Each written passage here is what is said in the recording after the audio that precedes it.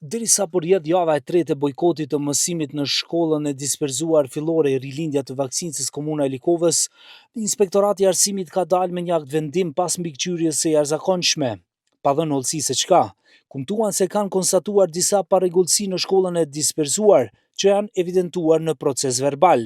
U është urdhëruar që në afat prej 8 ditësh të menjanojnë parregullsitë e konstatuara dhe të ndërmarrin masa që të rregullojnë veprimtarinë edukative arsimore dhe sjelljen profesionale të kuadrit mësimor.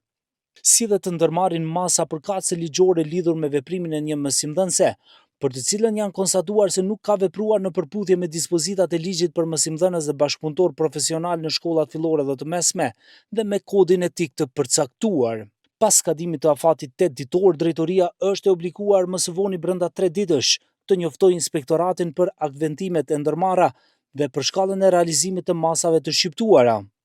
Derisa të ezaurohen afatet ligjore nga drejtoria kanë propozuar që nxënësit i kthehen mësimit pa lëndën e gjuhës angleze, por prindërit këmbgulin që bojkoti të jetë i përgjithshëm.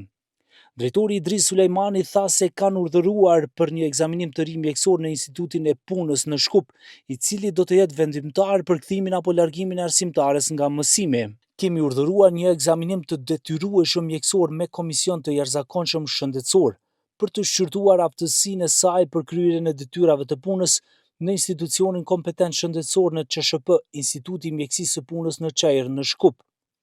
Për shkak të largimit nga vendi i punës gjithësisht ikjes me 14 tetor 2025, në bazë të nenit 19 paragrafit 18 të ligjit për mësim në shkollat fillore, me dyshimin se shëndeti i saj mendor është i dëmtuar për shkak të sëmundjes ose rrethanave të tjera, në të cilat shëndeti ose jeta e nxënësve dhe punonjësve të tjerë mund të rrezikohet gjatë kryerjes së detyrave të punës. Drejtoria e shkollës në bazë të procesverbalit të datës 2 shkurt 2026 të Inspektoratit të Punës e obligon arsimtaren me inicialet SS për ekzaminim mjekësor sistematik dhe në rast të refuzimit të këtij urdhëri, nga drejtoria thonë se do të ndërpritet automatikisht punësimi i saj, sipas paragrafit 20 të atij ligji. Komisioni pastaj raporton drejtorinë për rezultatet e ekzaminimit mjekësor, por këto procedura birokratike kanë lënë pa mësim rreth 100 nxënës filloristë për të tretën javë me radhë.